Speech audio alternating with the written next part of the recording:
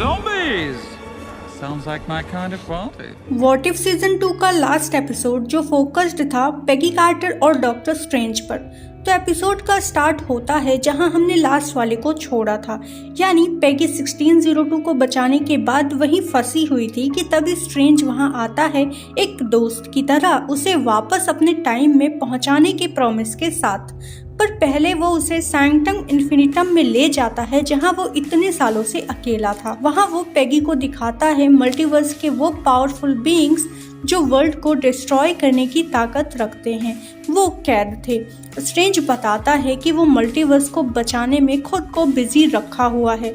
फिर वो बोलता है कि अगर कैप्टन कार्टर उसकी हेल्प करेगी लास्ट बीइंग को पकड़ने में जो यहाँ से एस्केप कर गई, तो वो कार्टर को वापस घर भेजेगा। कार्टर मान जाती है क्योंकि वो किसी भी यूनिवर्स को बचाना नहीं छोड़ेगी। वो पहुंचती है फिर ऐसे वर्ल्ड में जहां हाइड्रा जीत गया था वर्ल्ड वॉर 2 में और उन्होंने टेसरैक्ट की पावर से दुनिया तबाह कर दी थी। वॉचर वहां भी उसे वार्न करने आता है पर वो उसे फिर से मना कर देती है।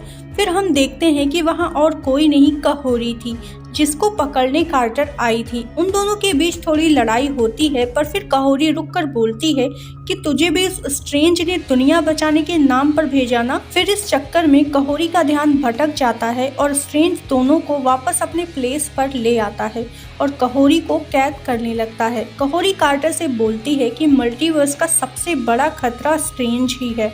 वो यहाँ इतने टाइम से अकेला था तो वो हर यूनिवर्स से पावरफुल लोगों को कलेक्ट कर रहा है ताकि उनकी पावर से वो अपना यूनिवर्स वापस जिंदा कर सके।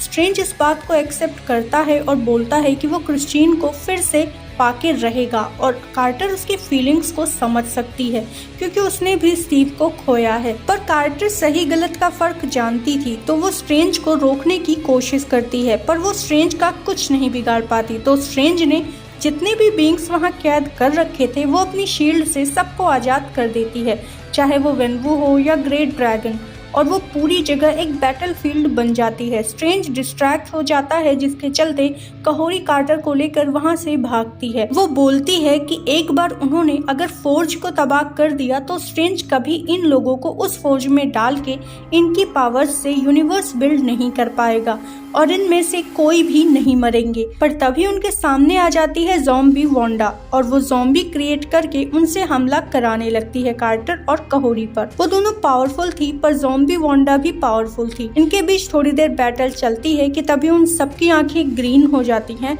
और उन्हें कोई कंट्रोल करने लगता है। वो कोई और नहीं बल्कि फेनरिर पर बैठी गॉडेस ऑफ डेथ हेला थी। वो उनको झुकने के लिए कहती है और उन पे अटैक भी करती है पर तभी वहाँ सर्टर आ जाता है। हेला और सर्टर एक दूसरे को जानते थे तो हेला उन ज़ॉम्बीज के साथ मिलकर सर्टर पर अटैक करती है और इसका फायदा उठा के वो दोनों फिर से भाग निकलते हैं और तभी उनके सामने थानोस आता है, वही इन्फिनिटी वॉर वाला एक्शन करके।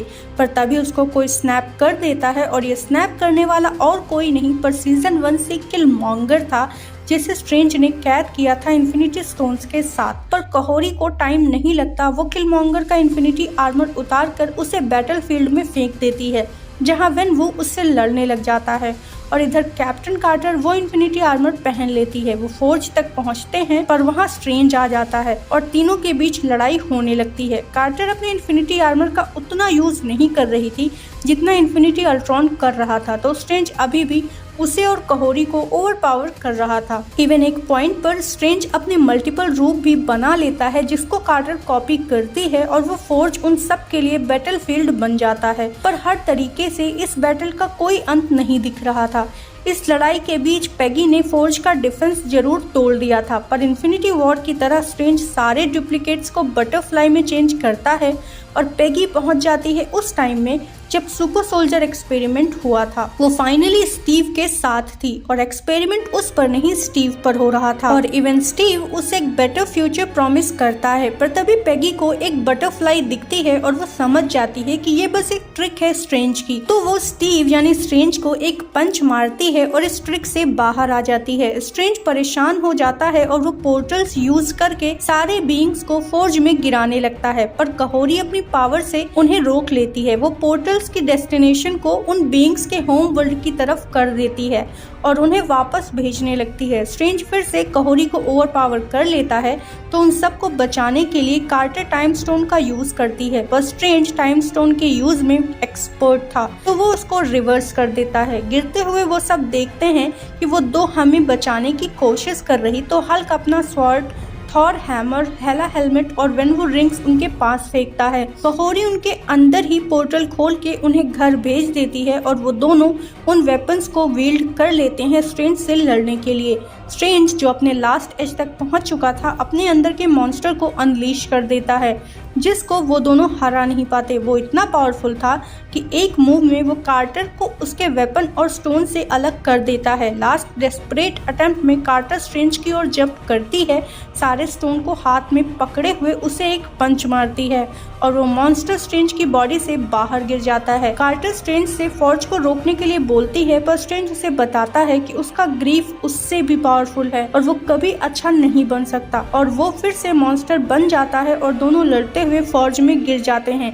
कार्टर एक साइड वॉल को पकड़ लेती है और गिरते हुए मॉन्स्टर उस पर अटैक करने की कोशिश करता है पर स्ट्रेंज के अंदर जो थोड़ी सी अच्छाई थी वो उसका हाथ पकड़कर रोक लेती है। वो फॉर्ज में गिरता है और एक लाइट चमकती है और कार्टर वॉचर के पास पहुंच जाती है जो उसे दिखाता है कि सब ठीक हो गया है और स्ट्रेंज का ड्रीम भी पूरा हो गया। उसका वर्ल्ड और उसकी क्रिश्चियन वापस जिंदा हो गई पर उसने खुद को सैक्रिफाइस कर दिया और वो इस वर्ल्ड में अब एग्जिस्ट नहीं करता, जिसका मतलब सुप्रीम स्ट्रेंज का यही अंत था। और जाते जाते हमें लोकी का अपने शो की एंडिंग में बनाया याग रसल दिखाया जाता है तो अब नेक्स्ट सीजन में शायद हमें हमारे लोकी को भी देखने को मिल जाए जो इस शो का लास्ट सीजन भी होगा। आज के लिए इतना ही, मिलते हैं नेक्स्ट वीडियो में। Thank you for watching, bye bye and be safe.